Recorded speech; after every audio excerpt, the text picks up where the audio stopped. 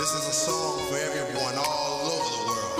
And it goes, hand in hand we'll stand with one another, you and me. See, we won't let nobody come between our unity. Imuet, tell them. Hand in hand we'll stand with one another, you and me. We won't let nobody come between our unity. Divided we'll fall if we don't stand for something. Should we have to fight to keep our love, peace, and harmony? I turned on the TV just the other day. It was news to my ears. The newscaster said that this is the worst thing that has happened in years.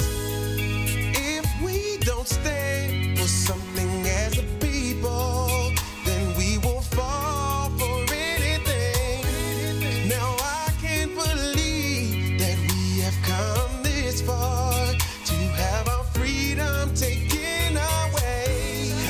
Yeah, yeah, yeah, yeah. One another, you and me. We won't let nobody come between our unity. Hey, hey, hey. Divided we'll fall. Divided we'll fall if we don't stand for something. Yeah, yeah, yeah. Should we have to fight? Should we have to fight? Just keep our love, peace, and harmony. What is this world coming to? What are we gonna do to fill this empty space? Now has it gotten to the point that we can't even keep our own children safe? So let the bells of freedom ring, and this is why we sing, to keep our sanity.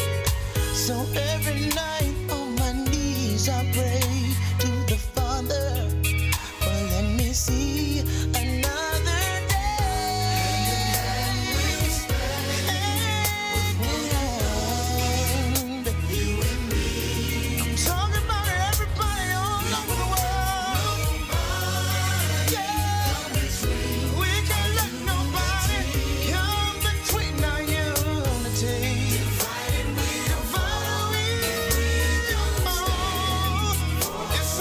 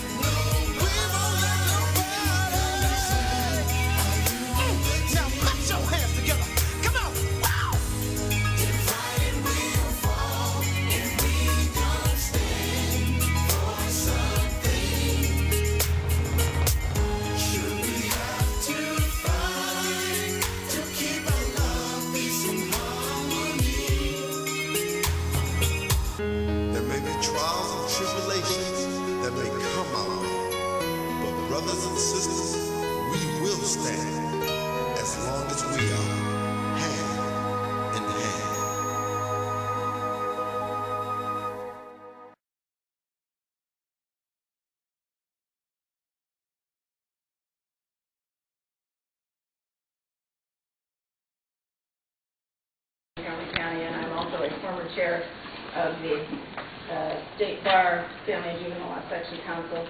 I am speaking here today, however, on behalf of the Judicial Conference, which has authorized me to speak in opposition to Senate Bill 909. The Judicial Conference is the representative body of Maryland's District Circuit and Appellate Court judges. I guess what I want to say here, kind of to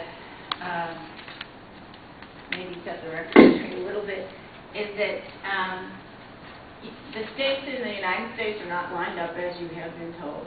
There are 8 states whose statute states a presumption for joint custody. There are a number of other states, probably approaching 35 or so, that actually have a statute that talks about custody. Maryland's custody law is mostly case law, not statutory. But as is true in Maryland, those other states list joint custody as an option. Maryland's law cites that too.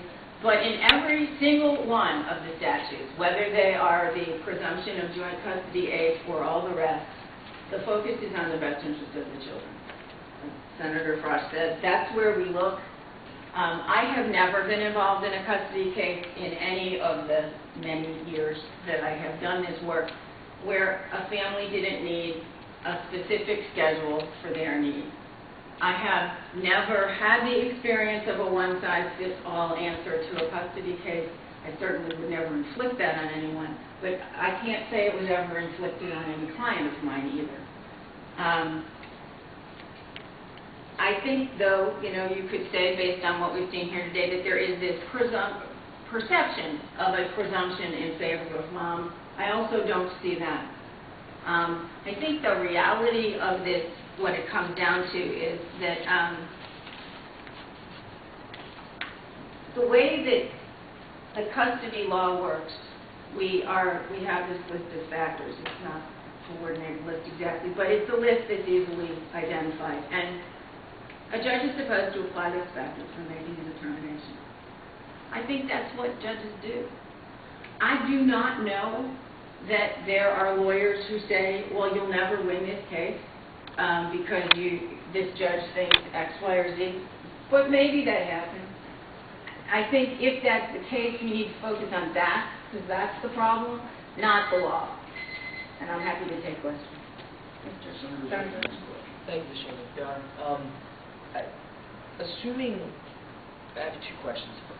And the first one's a little bit specific, and I'm going to assuming that the numbers that Delegate Carter put out there were correct, which I have no reason to assume. But which numbers? The numbers where she says that essentially that in 80% of the cases, you end up with the woman having sole custody or primary custody of the child. Assuming that to be correct, if you do, why is that? I mean, to what do you attribute that in your experience? And I guess the second question as a follow-up to it is, I understand in joint legal custody that there are issues. I mean, you're going to have this kind of, people can't make conflict. People can't make decisions together, and you're going to have this constant battle where there's a standstill, and at some point somebody needs to be able to make a decision, and that I get that. But in terms of visitation, I've always kind of separated those 2 issues in my mind. Like, what is wrong with starting from the premise that both parents get equal visitation with their child? And if there's something else that's there, if you start from that premise, and somebody comes in and says, look, here's the reasons why I don't think my husband or my wife should have that, they can make that case, which is essentially what they do now anyway. But why not, in terms of visitation, start from that premise? Okay. So if I could answer it this way, the first thing is, I think one of our big problems is language. We no longer actually have non-custodial and custodial parents and child support as a result of last year's bill. We have obligors, those who pay, and obligees, those who receive. I do think it's very destructive to use the language, I know it's time-honored, but I think its time has passed, of visitation. I don't think that's what parents do with their kids. I think parents parent their children.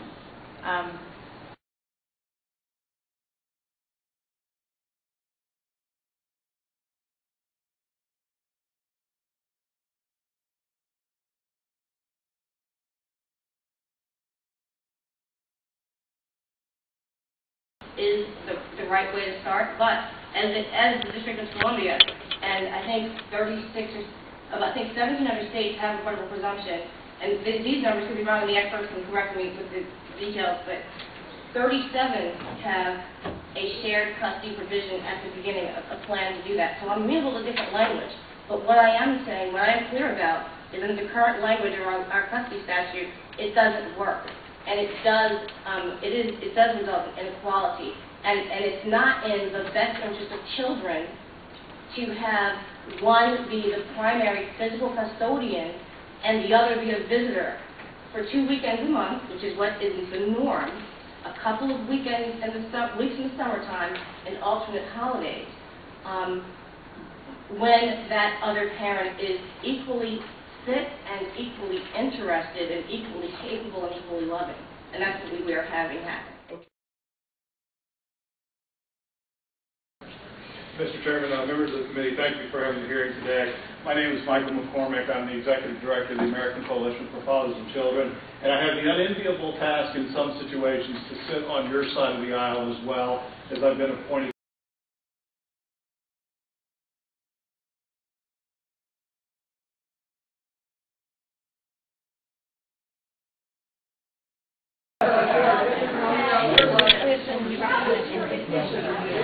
So Brian, you going to enforce the misconduct? Are you going to enforce the misconduct that I presented to you? Are you going to enforce the misconduct that I presented to you in your office in Bethesda? Are you playing dumb now? I have 2 corroborating witnesses and the date that we came into your office and presented the evidence. And what do you want me to do? I wanted you to bring charges against the people that are in Montgomery County. You're denying it. You can bring charges. You're a legislator underneath the legislative investigations. You can open up a legislative investigation and indict them. You can indict them. I can't indict anyone. Yes, you can. Under the Constitution of Maryland, yes, you can. You can open up an investigation and indict them. Thank you. Thank you. I need this for... Over 2 weeks, I get 3 overnights.